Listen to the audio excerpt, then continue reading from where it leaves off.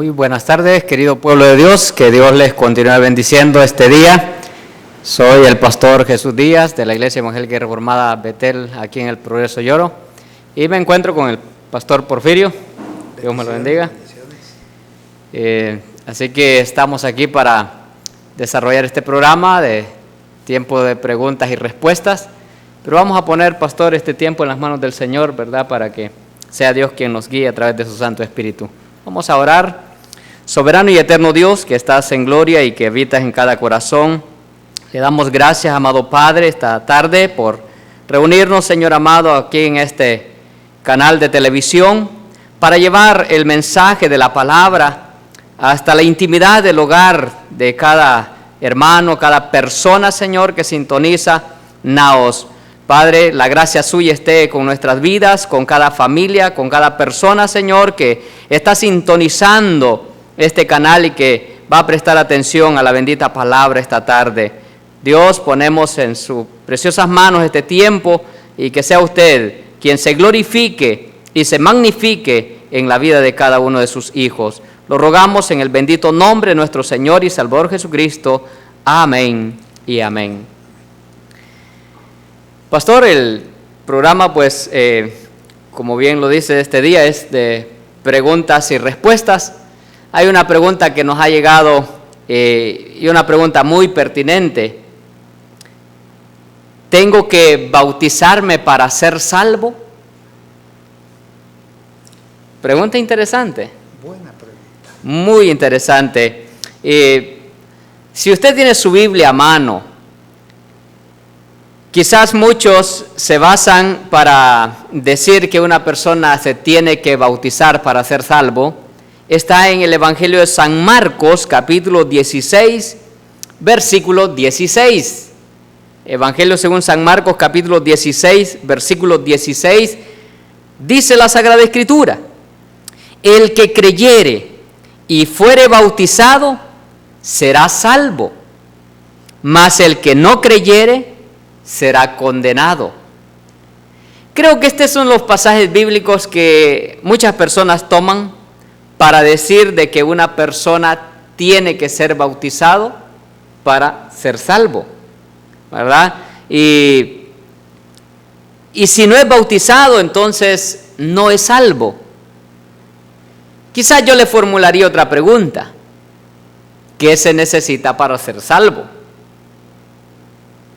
San Juan 3:16 nos dice la Sagrada Escritura que de tal manera amó Dios al mundo que ha dado a su Hijo unigénito, para que todo aquel que en Él cree no se pierda, mas tenga vida eterna.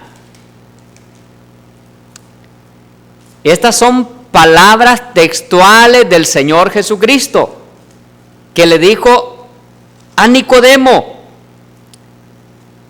que Dios amó tanto al mundo que dio a su Hijo unigénito para que todo aquel que en Él cree no se pierda, mas tenga vida eterna. El creer en Jesucristo es lo que nos da la salvación. Amén. No es el bautismo. Amén. Si fuera por el bautismo, entonces toda la humanidad sería salva, porque a nosotros nos bautizaron cuando éramos niños, de meses, de nacidos, pero eso no nos garantiza la salvación. El bautismo es posterior a la conversión, es posterior a la salvación. En otras palabras, el bautismo que realizamos en agua es un testimonio público de confirmación, de ratificar la fe que tenemos en nuestro Señor Jesucristo. Y nos bautizamos en obediencia al mandato de Él, de San Mateo capítulo 28, versículos 19 y 20, donde Él dijo a sus discípulos y le dice a la iglesia que vaya por todo el mundo, a todas las naciones, haciendo discípulos, bautizándolos en el nombre del Padre, en el nombre del Hijo y en el nombre del Espíritu Santo.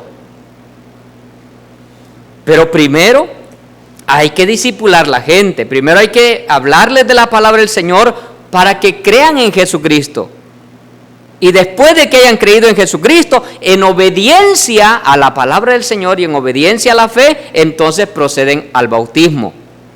Pero eso es un testimonio público para confirmar y ratificar la decisión que hemos tomado de seguir a Jesucristo.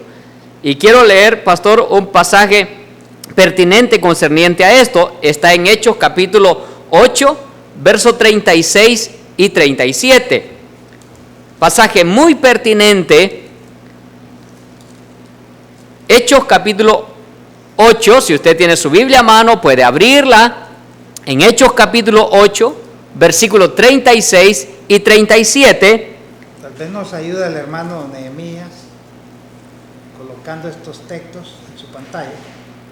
Hechos capítulo 8, versículo 36 y versículo 37. La historia de Felipe y el etíope. Solo voy a leer esos dos versículos de Hechos capítulo 8, versículos 36 y 37, y dice la Sagrada Escritura: y yendo por el camino, Felipe y el etíope llegaron a cierta agua, y dijo el eunuco: aquí hay agua, ¿qué impide que yo sea bautizado? Felipe le respondió, versículo 37, si crees de todo corazón, bien puedes. Y respondiendo dijo el etíope: creo que Jesucristo es el Hijo de Dios. Impresionante. El versículo 36 nos habla de que el etíope quería ser bautizado porque pensaba que el bautismo lo podía salvar. Pero viene Felipe y le dijo que tenía que creer en el Señor Jesucristo primero para poder ser salvo. Así que la fe en nuestro Señor Jesucristo es lo que nos salva. Pero esa fe nos lleva a obedecer a Jesucristo y ser bautizados como Él lo mandó en su palabra. No nos bautizamos para ser salvos. Nos bautizamos porque somos salvos y estamos obedeciendo las órdenes de nuestro Señor Jesucristo. Pastor. Quisiera también hacer algunos apuntes. En cuanto a esto, Dios les bendiga a todos. Este es su programa Tiempos de Libertad. Y como apuntaba el pastor Jesús, este día jueves es un programa de preguntas y respuestas. Estas preguntas no se hicieron el día de ayer o hoy por la mañana. Estas preguntas es una selección que se hizo desde el día lunes, después del programa del día lunes. Revisamos preguntas y se asignan las preguntas al pastor Jesús, al pastor Juan José, a quien saludamos a la distancia. Así es. Y las preguntas que se me asignan a mí. Entonces no es algo improvisado, no es una pregunta que hoy se me antojó ponerla y ya, porque estas preguntas son objeto de estudio, Amén, de análisis, conforme a la palabra de Dios, porque para eso estamos aquí, para dar respuestas conforme a la palabra de Dios, no forzando el texto bíblico, ni torciéndolo y hacer de un versículo una doctrina y decirle a la gente, usted tiene que hacer esto porque aquí dice la palabra, y tal vez el texto lo que dice es otra cosa. Sí.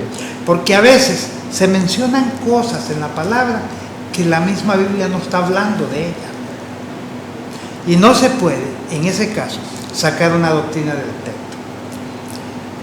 Hay un versículo, le voy a pedir a mi hermano Nehemías que nos ayude, que lo ponga en Hechos 2:38,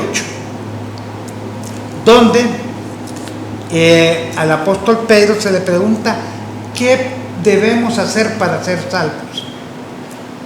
Y Pedro les contesta: arrepentíos y bautícese cada uno de vosotros en el nombre de Jesucristo para perdón de pecados, y recibiréis y recibiréis el don del Espíritu Santo. Vamos a analizar este texto a la luz de las Escrituras, porque este ha sido un texto totalmente sacado del contexto. Y muchas congregaciones evangélicas y otras congregaciones no evangélicas, sectas, toman este texto de manera puntual para predicar un bautismo para salvación y vida eterna.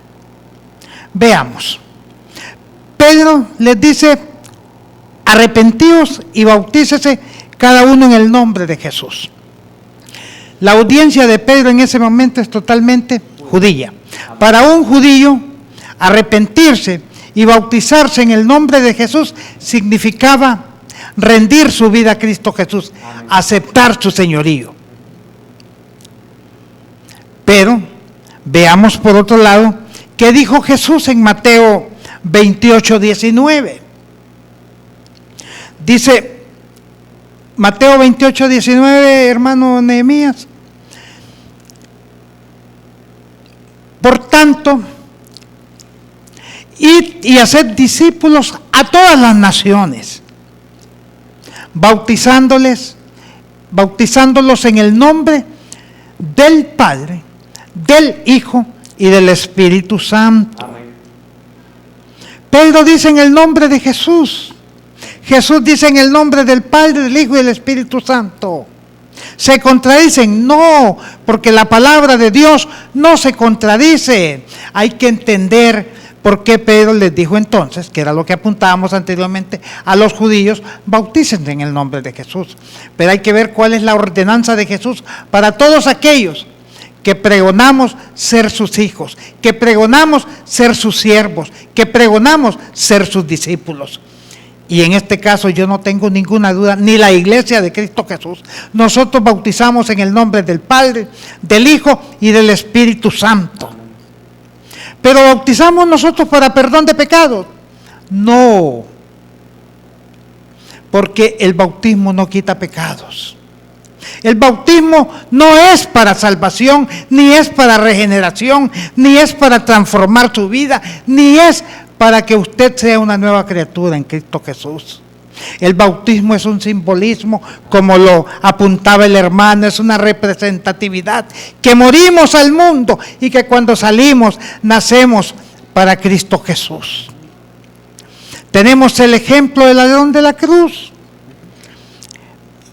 Le dice a Jesús: Señor, acuérdate de mí cuando estés en tu reino. Jesús no le dijo: anda, bautízate, bájate donde estás y para que entres a mi reino vas a tener que ser bautizado. Jesús le dijo: de cierto te digo que hoy mismo estarás conmigo en el paraíso. Porque cuando este malhechor le dice: Señor, acuérdate de mí, al decirle Señor, está reconociendo el señorío de Cristo. Él cree en ese momento que Cristo es el Hijo de Dios. El bautismo no salva ni quita pecados. Juan el Bautista andaba bautizando. Dice la Escritura que bautizaba para perdón de pecados. Pero ese es el bautismo judío. Pero Cristo Jesús, Él mismo llega donde Juan y le dice: aquí vengo, Juan, para que me bautices. Y Juan le dice: no, Señor, yo no soy digno de bautizarte. Más bien yo debería ser bautizado por ti.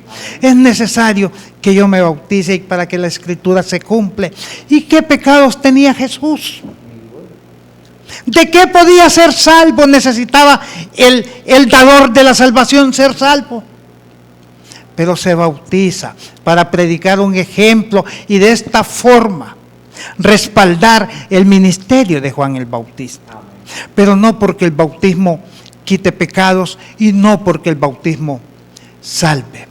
La Biblia no se contradice, mis amados hermanos, y aquí vemos estos dos ejemplos en los cuales la gente no necesitó, en el caso del ladrón, bautizarse para ser salvo. Y Jesús no necesitó bautismo porque Él ni tenía pecados, ni tenía nada de qué arrepentirse.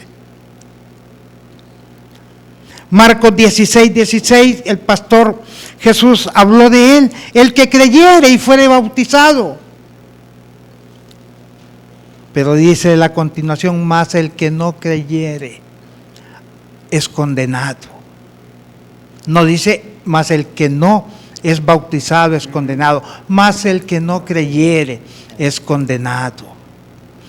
La salvación es por medio de la fe, es gratuita, es un regalo de Dios.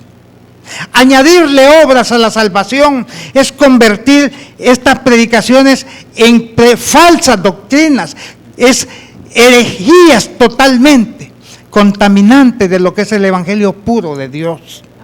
Decir que la salvación se complementa con el bautismo es decirle a Jesús que el sacrificio que Él hizo en la cruz del Calvario no está completo, que Él hizo una parte, pero que nosotros a través de la salvación hacemos la otra parte y que de esa forma se completa el rol de salvación en la vida del ser humano. Eso es herejía, eso es ideas totalmente sacadas solamente de mentes carnales que han visto en estos textos cuestiones totalmente diferentes a las que nos enseña el Espíritu Santo de Dios, el cual mora en nosotros, porque nosotros los evangélicos sí creemos en el Padre, creemos en el Hijo y creemos en el Espíritu Santo, y que ellos tres forman el único Dios verdadero al cual adoramos y le rendimos toda honra y toda gloria. Nosotros no nos bautizamos para ser salvos. Nos bautizamos porque hemos sido salvos. Nos bautizamos porque hemos creído. Mas a todos los que le recibieron, a todos los que creen, en su nombre les dio potestad Dios de ser hijos de Él. A los que creen. Podría ser que un moribundo en el lecho de muerte reciba al Señor y su arrepentimiento es genuino, no me cabe la menor duda que esta persona va al reino de los cielos. Que no hay necesidad de llevarlo a ninguna quebrada, a ningún río o a ninguna parte donde hay agua para bautizarlo, porque para ser salvo solamente es por medio de la fe en Cristo Jesús. Porque de tal manera amó Dios al mundo, para que todo aquel que en Él cree no se pierda, mas tenga vida eterna. No hay nada que pueda ayudar a Cristo a salvar la gente, ni la oración, ni el ayuno, ni la predicación, ni aún así de mi vida en sacrificio por otros puede eso contribuir a la salvación de ningún ser humano, porque el sacrificio de Cristo Jesús no necesita que se le añada nada, es completo, consumado es. Así que queríamos hacer esta reflexión, mis amados, puesto que desde hace algunos días atrás algunos hermanos me habían dicho, también me habían pedido que hablara sobre este tema, porque en sus congregaciones o donde él se congregaba están bautizando para salvación y vida eterna. La vida eterna es en Cristo Jesús y no es por lo que yo haga, es por lo que Cristo Jesús hizo en la cruz del Calvario. Ahí tiene un número en pantalla. Mándeme sus mensajitos o llámeme después del programa e invíteme a su casa, a su iglesia, para hacer exposiciones sobre estos temas, porque la salvación de Jesús está completa en Él mismo. Así que, mis amados, esperamos que usted esté siendo edificado y que la palabra de Dios fluya en usted y que su fe no sea contaminada.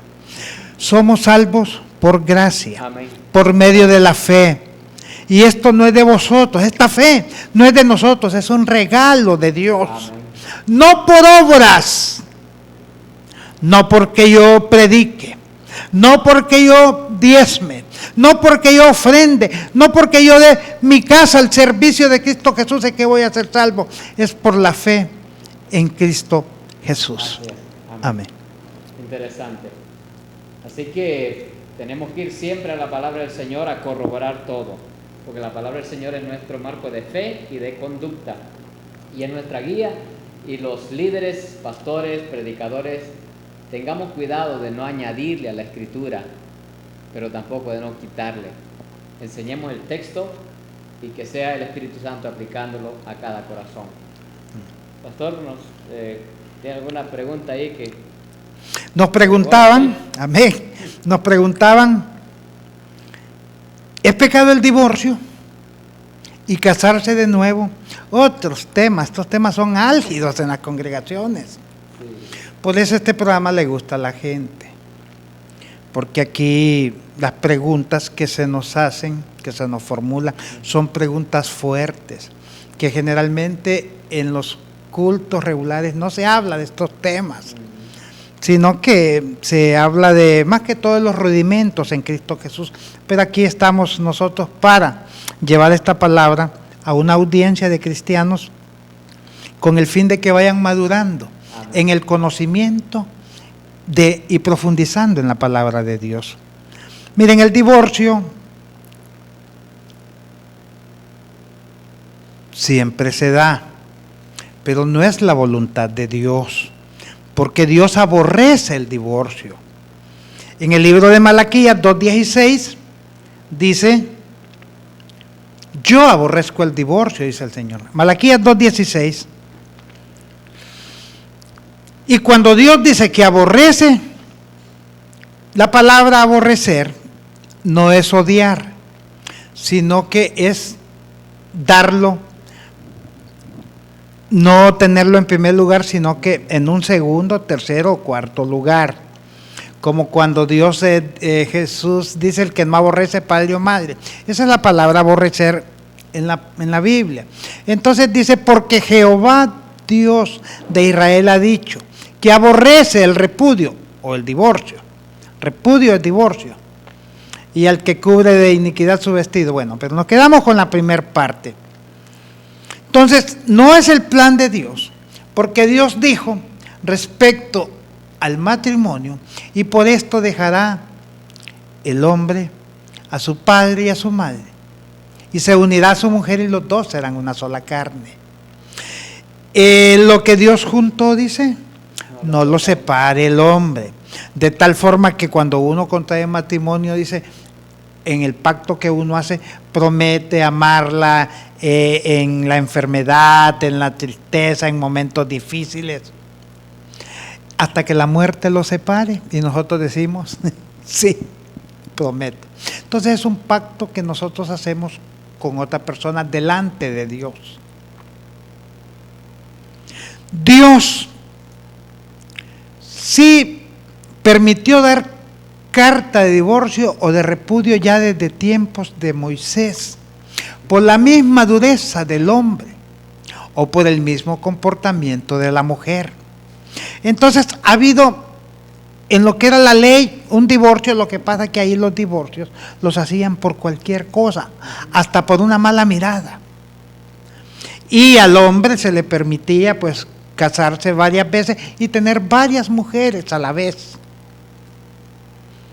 Pero ya en tiempos de Cristo esto cambia totalmente.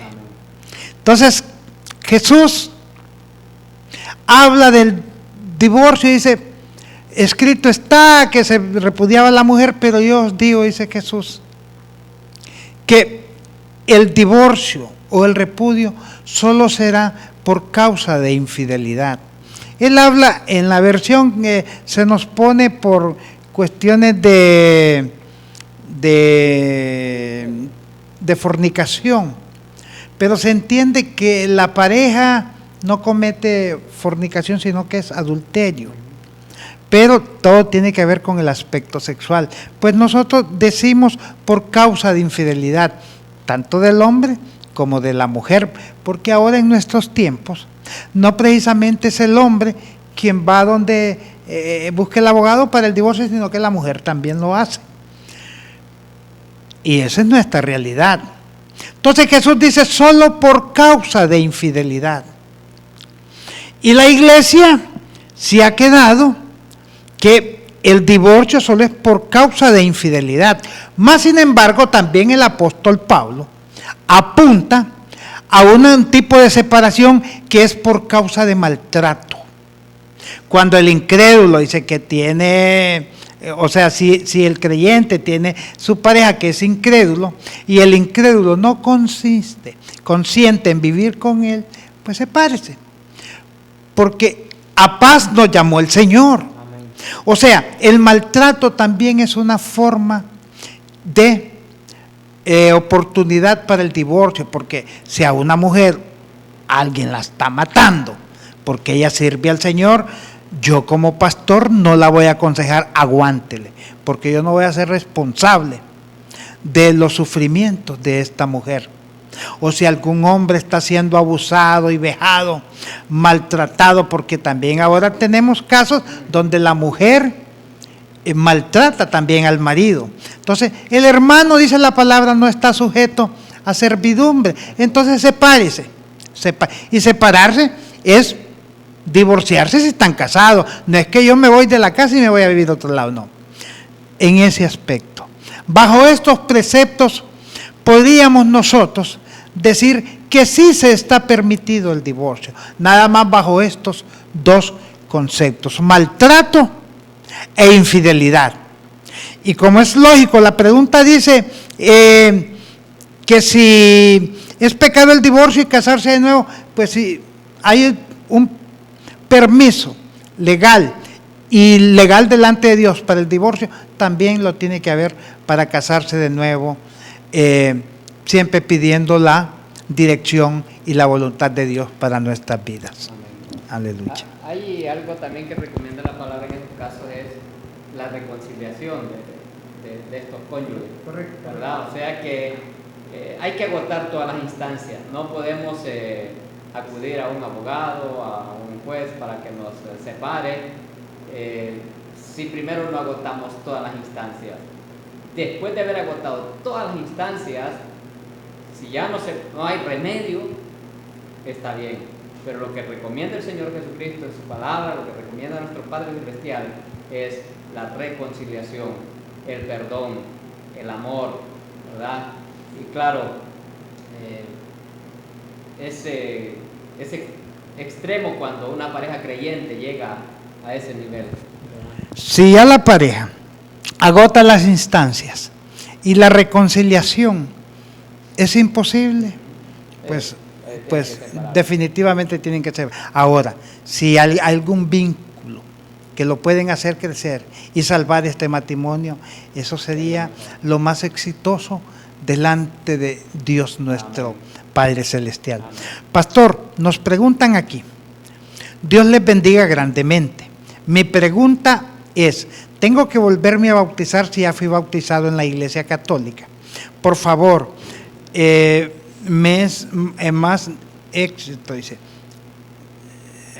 saber que fui bautizado en el nombre del Padre, del Hijo y del Espíritu Santo. Es curioso y muy interesante su pregunta. Recordemos que en la Iglesia Católica fuimos bautizados cuando teníamos 2 meses de nacidos. En ese momento no éramos salvos. Amén. Porque nosotros somos salvos el día en que creímos en nuestro Señor y Salvador Jesucristo. En ese instante fuimos salvos. En ese instante nuestros pecados fueron borrados. Entonces,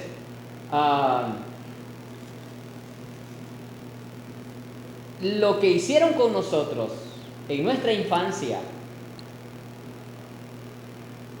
es bien difícil, porque lo hicieron sin nuestro consentimiento. O sea, teníamos 2 meses de nacidos, no sabíamos lo que estaban haciendo con nosotros, ¿verdad? Entonces, quienes ahí estaban eran nuestros padres y era una pareja de padrinos que atestiguaban aquello, pero ellos eran los que estaban respondiendo por el niño, ¿verdad? Por aquel infante que era bautizado. Ahora, si después de convertirse a Cristo, usted en su corazón está consciente de que en verdad fue bautizado en el nombre del Padre, del Hijo y del Espíritu Santo, o sea, si en su corazón usted está consciente de eso y lo acepta como válido, yo pienso que no habría ningún problema, pero sí es de reflexionar de que cuando ocurrió ese bautismo, si lo hicieron en nuestra infancia, todavía no éramos salvos nosotros. La pregunta obligada es, ¿me bautizan o me bautizo? El bautismo es una acción consciente de la persona. Es una acción con toda la conciencia, de que, con todo el racionamiento, de que es un acto que nosotros lo hacemos porque nos sentimos que estamos comprometidos con Cristo Jesús. El bautismo de los niños, muchos lo discuten, si es bíblico o no es bíblico.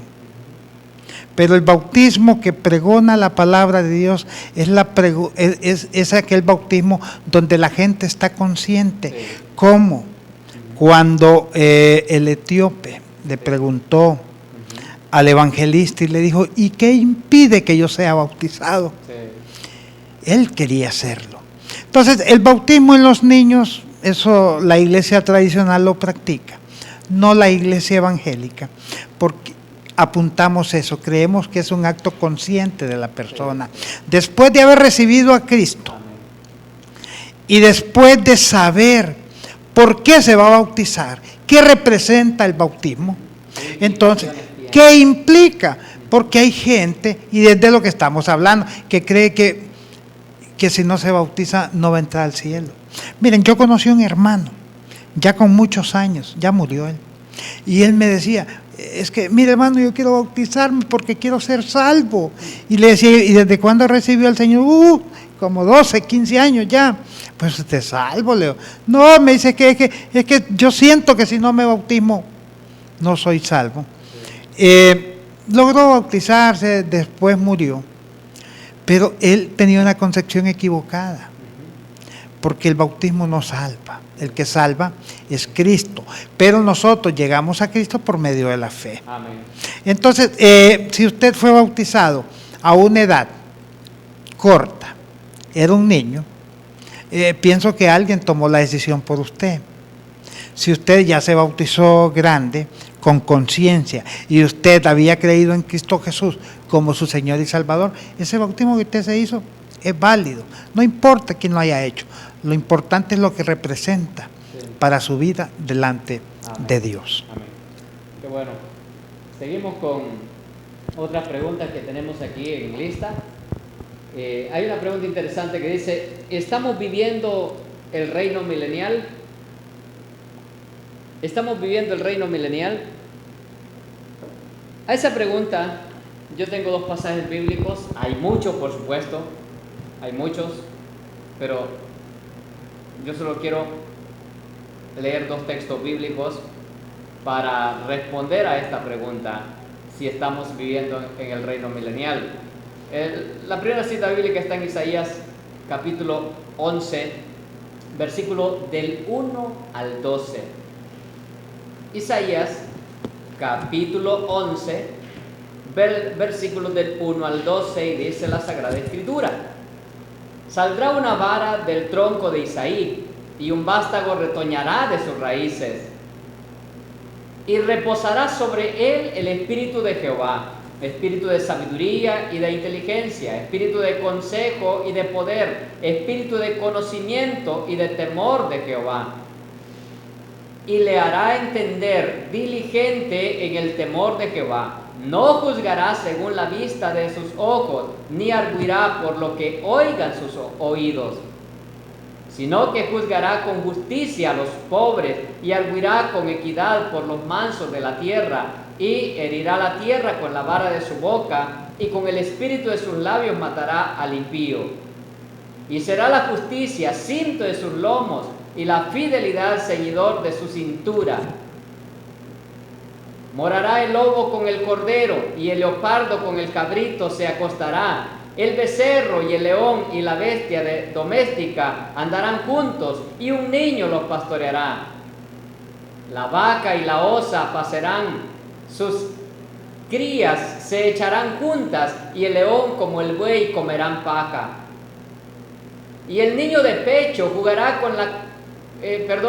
jugará sobre la cueva del áspid, y el recién destetado extenderá su mano sobre la caverna de la víbora.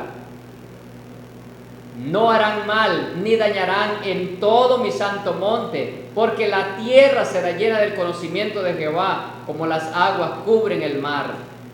Acontecerá que en aquel tiempo que la raíz de Isaí, la cual estará puesta por pendón a los pueblos, será buscada por las gentes, y su habitación será gloriosa.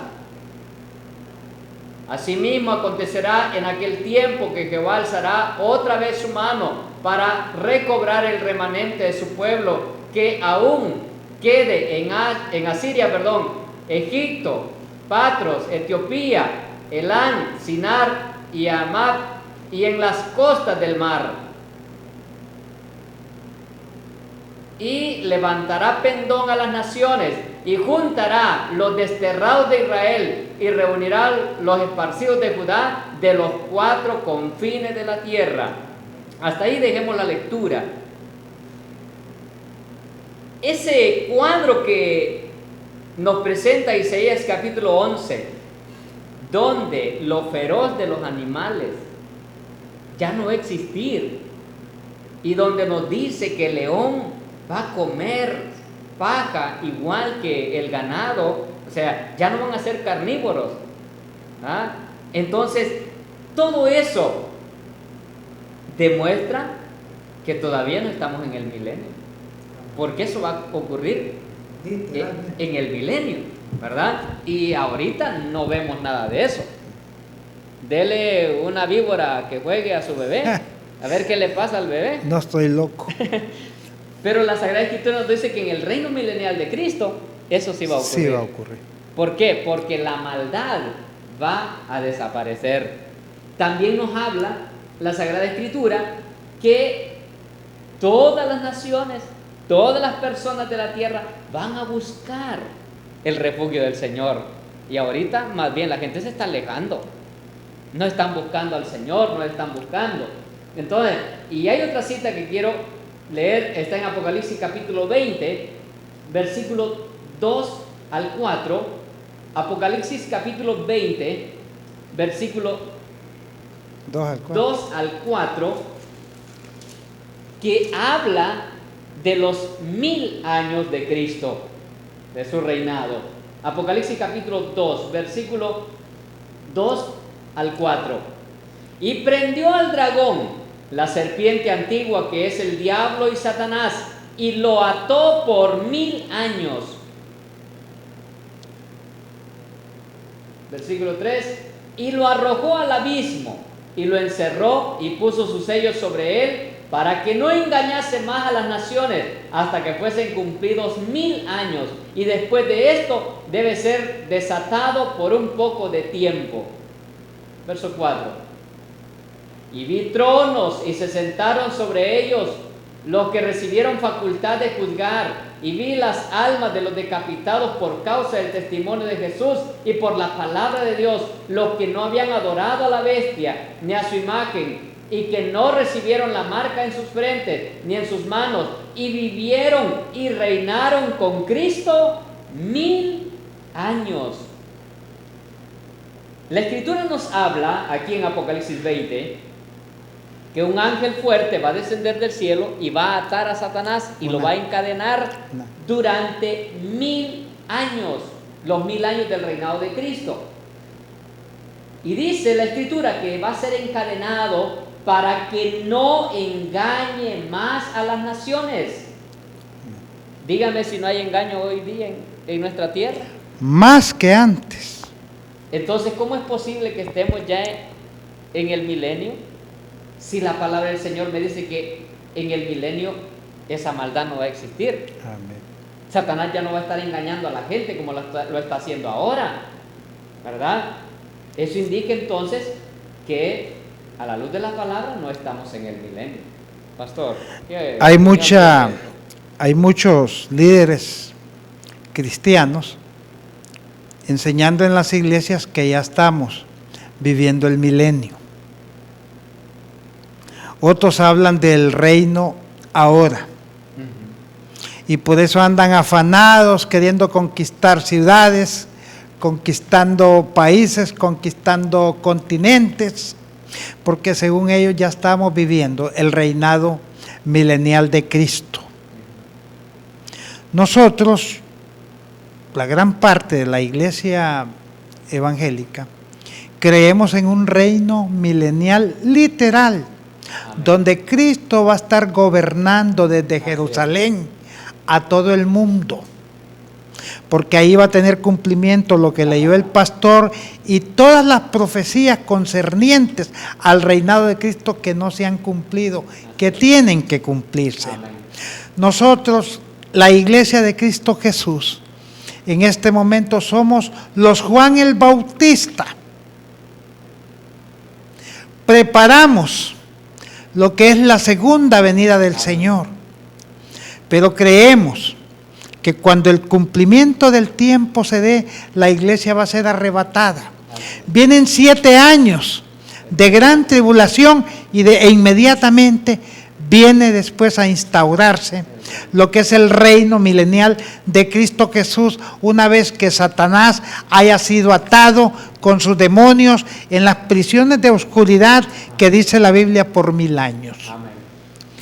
No estamos viviendo el reino literal de Cristo Jesús. El príncipe de este siglo se llama Satanás. Hay que tener mucho cuidado, porque cuando decimos que ya estamos viviendo el reino literal de Cristo, estamos culpando a Dios por todos los desastres que tiene esta humanidad. Este es el reinado del diablo. Estamos ansiosos, esperando lo que es la instauración del reinado de Cristo, para que la humanidad vea la diferencia entre lo que es la gobernanza del Rey de Reyes y Señor de Señores y lo que ha sido la gobernanza del príncipe de este siglo. Amén. Porque este mundo está bajo el maligno, dice la palabra. Amén. Amén. Y algo interesante, por lo cual también debemos de reconocer que no estamos en el reino milenial de Cristo. Cristo vino a la tierra. ¿Y cuántos años vivió Él en la tierra? Solo 33. Amén. No lo dejaron sentarse en el trono de David, su padre, cuando Él se proclamó que era Amén. El hijo de David. Amén. Lo cuestionaron, incluso hasta lo juzgaron y lo sentenciaron a muerte y lo mataron, porque no querían que Él reinara. ¿Ah? Amén. Entonces, pero Cristo, dice la palabra, que va a venir y que va a reinar 1000 años. Y los que hemos creído en Él, dice la palabra que vamos a estar con Él también en ese reino, donde habrá paz absoluta en toda la tierra. En toda la tierra. La Escritura dice que los reyes van a venir y le van a traer sus presentes a Él. Hay algo interesante que apuntar, pastor. Después de la resurrección de Jesús, Jesús estuvo 40 días. Pues reunió como a más unas 500 personas y de repente Jesús empezó a ascender a los cielos.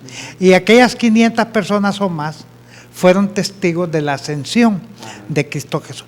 Pero en las nubes aparecen un ángel o algunos ángeles. Y uno de ellos dice, a este Jesús, dice, así como lo habéis visto ir, así también lo van a ver regresar. Y desde esta forma que estamos esperando nosotros, la iglesia de Cristo Jesús, a Él, que es nuestro amado Señor. De la misma forma que Él se fue, de esa misma forma Él va a regresar. Si se fue visible, va a regresar totalmente visible y va a empezar a ejercer su reino milenial. Amén. Eso es interesante, y por eso, amado pueblo, tenemos que ir a la Escritura a estudiar la palabra. No nos dejemos llevar por lo que estamos escuchando, por lo que dicen. No, vayamos a la Escritura. Dijo el apóstol San Pedro que tenemos la palabra profética más segura, a la cual hacemos bien en estar atentos. Pero tenemos que estudiar, para eso están los estudios bíblicos, para eso está el discipulado en cada congregación. Y si su pastor no tiene un estudio bíblico, no tiene un discipulado, exíjale que le enseñe la Biblia, exíjale que le enseñe la palabra del Señor. Oseas 4:6, el profeta dijo que el pueblo de Dios es destruido por la falta de conocimiento. Si no conocemos la Sagrada Escritura, es de lógica que nos estén engañando o corramos el peligro de ser engañados. Pero si conocemos la palabra del Señor, vamos a andar en libertad, porque la verdad, dijo Jesucristo, nos hace libres, ¿verdad? Continuamos con las preguntas, pastor. Amén. Nos preguntaban también, ¿por qué hay tantos líderes metidos en escándalos? Líderes cristianos. Bueno, esta pregunta es bien subjetiva, porque debemos de apuntar que la Iglesia de Cristo Jesús está conformada por miles y miles y miles de personas lavadas con la sangre de Cristo Jesús. Y que cuando decimos ¿por qué hay tantos? Esta es una pregunta hasta subjetiva. Yo pienso de que ellos no son mayoría, sí, sino que son públicos, entonces. Lo que pasa es que nosotros los cristianos somos carta leída. Y los ojos del mundo están sobre nosotros. Y que cuando nosotros hacemos algo incorrecto delante de la gente o delante de Dios, entonces vienen las críticas y las redes sociales, cómo se llenan de cuestiones señalando el pecado de algún predicador y más que todo sobre estos teleevangelistas, ¿verdad? Sí, sí. Entonces, haciendo esa salvedad, no son más los que viven escándalos, son menos, pero son más públicos, Pero veamos algunos apuntes de la palabra de Dios en cuanto a esto. La Biblia nos enseña que el trigo y la cizaña crecen juntos. ¿Arrancamos la cizaña, Señor? No. Dejen lo que es un trabajo para el fin que lo van a hacer los ángeles de nuestro Padre. Entonces, en la iglesia crece el trigo y la cizaña. ¿Nosotros sabemos distinguirla? No sabemos. Miren, el trigo y la cizaña se parecen tanto que cuando están los cultivos se confunden. Pero Dios sí sabe quién es trigo y quién es cizaña. Eso usted lo sabe delante de Dios, porque nuestra relación con Dios es personal. Yo sé si soy trigo o soy cizaña, porque los motivos yo los conozco, los de mi corazón, y Dios también, no la gente que me rodea. Entonces, tenemos este apunte que crece lo malo y crece lo bueno en la obra, por lo menos en las congregaciones del Señor, ¿verdad? 2. La Biblia nos habla de apostasía y que más en los últimos tiempos, que nosotros creemos que ya estamos viviendo estos últimos tiempos.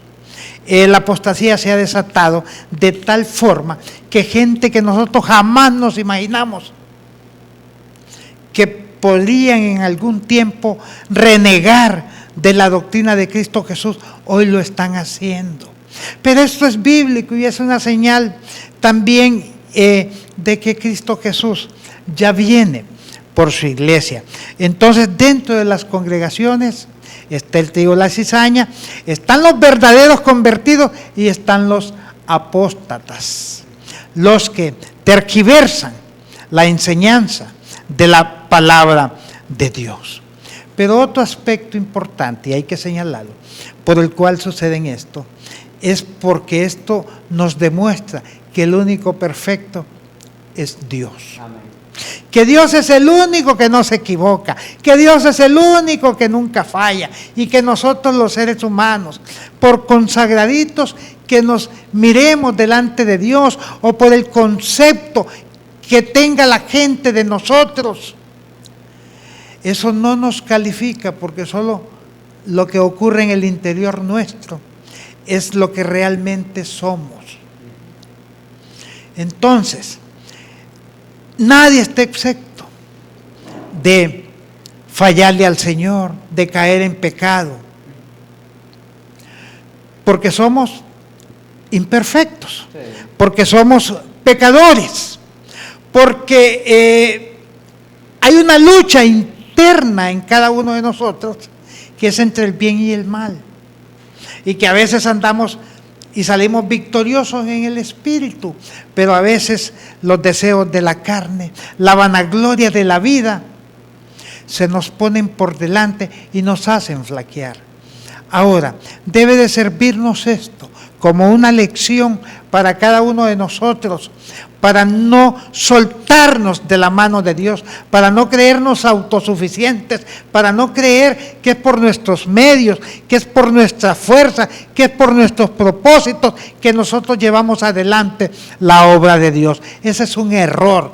Nosotros hemos sido llamados a caminar, pastor, sobre las aguas. Amén. Y el día que nos soltemos de la mano de Cristo, ese día nos ahogamos. Sí. Por eso siempre hay que estar con nuestra confianza depositada en el Señor, sabiendo que dependemos totalmente de Él. Que no se nos infle la cabeza, que no se nos hinche el cerebro, porque nos va a explotar. Y no, el Señor nos va a pegar una humillada, que nunca vamos a dejar de pasar esa vergüenza hasta que Él venga.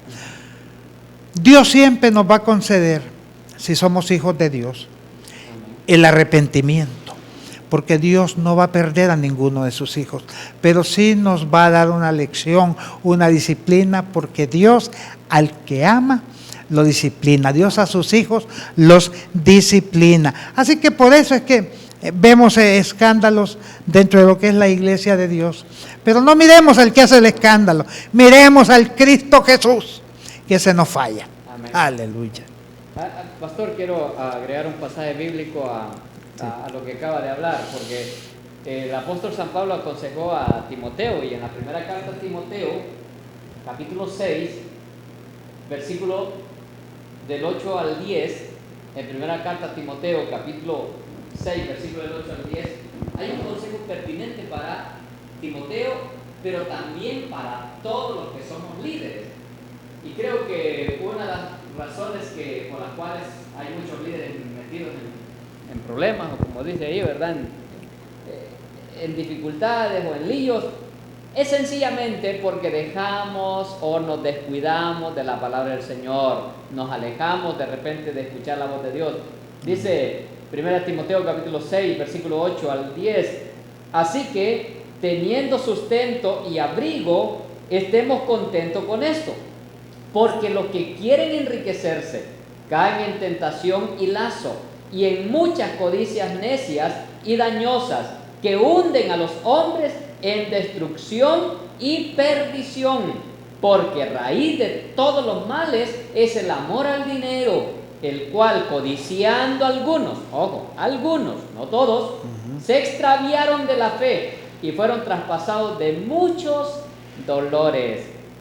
O sea que si un líder se descuida y se equivoca de camino, bueno, ya el Señor lo advierte en su palabra, va a ser traspasado por muchos dolores. Así que por eso Hebreos 12:1 nos dice que pongamos nuestros ojos en Jesucristo, el autor y consumador de la fe. El profeta Jeremías en el capítulo 17, versículo 5 creo en adelante dice, maldito el hombre que confía en el hombre. Para salvación. Sí, ¿verdad? Sí, pero es que Correcto. muchas personas se están poniendo la mirada en su líder. Así y es. cuando este líder falla, también ellos se hunden. Sí. Porque no tienen la mirada puesta en el Señor Jesucristo. Entonces, Amén. pongamos la mirada en nuestro Señor Jesucristo, y cuando un líder de estos falle, oremos por ellos y ayudémosles a que se levanten en el nombre del Señor. Hice ese énfasis porque la gente malentiende el texto y dice que no hay que confiar en el hombre, pero cuando la Biblia habla de eso es para salvación, porque ningún hombre va a poder salvar a nadie. Nosotros tenemos amigos, tenemos familia en quien confiamos, pero la confianza relativa, no la confianza espiritual, esa es en Cristo Jesús. Excelente, pastor. Queremos agradecerles a ustedes en sus hogares, por la sintonía de este programa. Quiero enviar un saludo a mi familia, a mi esposa, que están viendo el programa en casita, a la iglesia de Barrio Colonia Primavera, que hoy por la noche vamos a tener un culto precioso de enseñanza. Lo mismo a la iglesia la Iglesia de Dios Embajadores del Nuevo Pacto de Barrio San Miguel, en el cual hemos emprendido una ardua labor. Sabemos que hay una necesidad espiritual enorme en todos estos barrios, y que si Dios nos ha llevado ahí es por alguna razón. Dios está respondiendo al llamamiento, y dentro de poco, Pastor Jesús, y lo vamos a invitar a usted y a su congregación, vamos a estar dedicando nuestra nueva casa de oración al servicio de la obra de Dios. Bendiciones para todos. Por mi parte me despido, soy el pastor Porfirio Álvarez, y el Pastor Jesús hace lo siguiente. Les agradecemos, amado pueblo de Dios, por la fiel sintonía a este programa, ¿verdad? Y quiero saludar a toda la congregación de la Iglesia Evangélica Reformada Betel, aquí en el Progreso Lloro, ¿verdad? En todas las colonias y barrios donde nos están sintonizando, a mi amada esposa Leila, a mis hijas, y a todo amigo que nos está sintonizando también. Deseo que Dios les bendiga en gran manera.